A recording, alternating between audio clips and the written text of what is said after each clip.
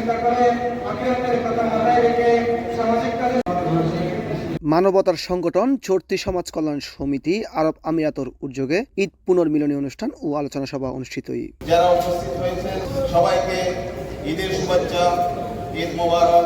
এপ্রিলের 11 তারিখ বৃহস্পতিবার ঈদুর দ্বিতীয় দিন আল সাজ্জা উগ্র রেস্টুরেন্টের হলরুমত তার এই অনুষ্ঠান অনুষ্ঠিত হয়। এই সমাজ কল্যাণ সমিতি আমরা প্রতিষ্ঠা লগ্ন থেকে আমাদের সাধ্যমতে আমরা গরিব দুঃখী অসহায় মানুষদের পাশে থেকে এতিম এবং হেফজখানার ছাত্রদের পাশে থেকে রোগীদের পাশে থেকে আমরা কাজ করে যাচ্ছি।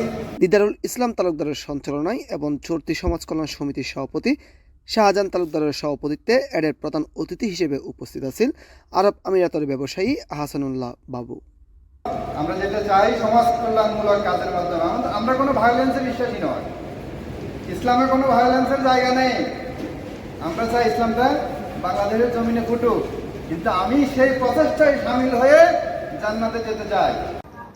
ঈদের খুশিকে ভাগাভাগি করার জন্য আজকে ঈদ পুনর্মিলনী আমরা আমাদের প্রিয় নবী হযরত মুহাম্মদ সাল্লাল্লাহু আলাইহি ওয়াসাল্লামের এতিম দিয়ে শুরু করেছিল। আমরা সেকেন্ড পিরিয়ড করেছিলাম। আমাদের চরতি ইউনিয়নের যতটি এতিমখানা আছে তাদেরকে শীতকালীন সময়ে আমরা প্রতিটি এতিমখানায় প্রতিটা ছাত্রদেরকে প্রায় 600 ছাত্রের মতো এতিম ছাত্রদেরকে আমরা শীত বস্ত্র দিয়েছি।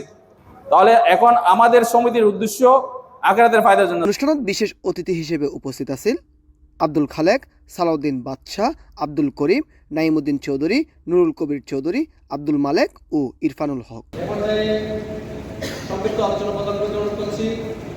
এ সময় এরা আরও উপস্থিত আছেন মিজান ফরহাদি, মাহমুদুল হাসান, মঞ্জুর মুর্শেদ, জাহাঙ্গীর আলম, আইয়ুব আলী, নেজাম সৈকত সহ আরও বদকিয়াই।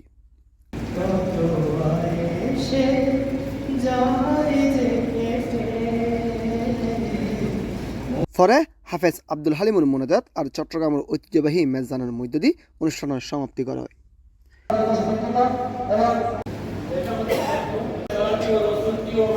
ডেস্ক নিউজ, C+ টিভি, সংযুক্ত আরব আমিরাত।